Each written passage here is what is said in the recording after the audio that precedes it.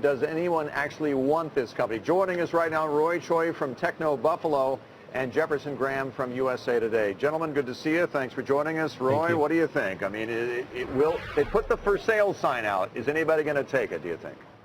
You know, there is the possibility of Microsoft or Samsung coming in. And John just mentioned that Samsung's probably not going to buy.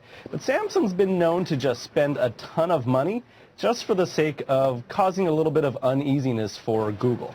You know, they've had a relationship between Google and Samsung where, you know, it's a love-hate relationship. And Google loves the fact that Samsung has helped grow the brand.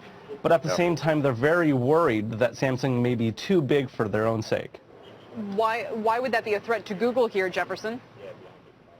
The big question is, again, everyone's been saying is, why does anybody want a company that has been it just has failed to revive itself? And I think, you know, it's really tough to pull it off. They're going to need millions and millions and millions of dollars, and I think the BlackBerry ship has sailed. So I think it's going to be tough to find any buyer. I think it's going to be broken up into many pieces. Is it a technology deficiency, or is it just a lack of sales acumen, do you think? I think people love their BlackBerry, but they've moved on. The Android platform has become so popular all over the world that it just grew so fast because, as you know, the software is given away for free to the companies, and the companies love working with a free software company, that it just dwarfed BlackBerry.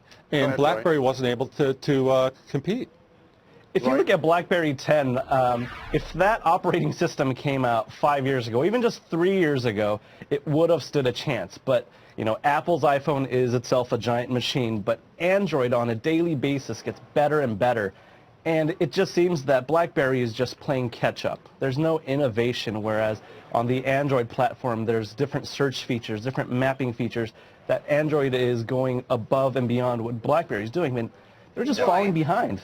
Roy, why do you think shares, I mean, 10%, I'm sorry, one second, Roy, 10% is a huge move. I mean, that implies either that this is just people making a short-term arb bet on someone taking them over for a higher price, or that there is some inherent value in the company. What might that value be then?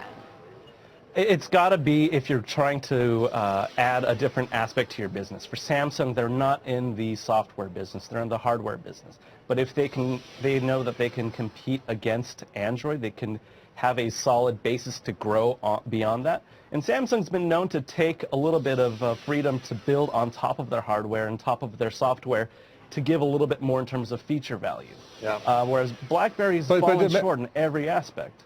Jefferson, so many people coming around saying, you know, everybody's got an idea of who should buy BlackBerry. A trader came to me, and a bunch of them were talking, saying Jeff Bezos. Maybe there's some sort of a nebulous synergy going on with Kindle and working it out with the Washington Post. And I had a tweet from a viewer saying, what about Bloomberg buying it and using the handheld device for its trading terminals? I mean, you know, everybody's got an application idea for BlackBerry out there. But is it too late, do you think, Jefferson? Well, I think it's too late. I'd love to imagine a world where the BlackBerry is part of the Amazon family and it ties in with the Kindle, and Amazon has a wireless phone and a system that they can call their own. But they're going to need so many millions of dollars. I mean, you're talking hundreds of millions of dollars that you would need to try to take on Apple and Google. And I just don't see, even as successful as Amazon is, them being able to pull out that kind of cash to do it.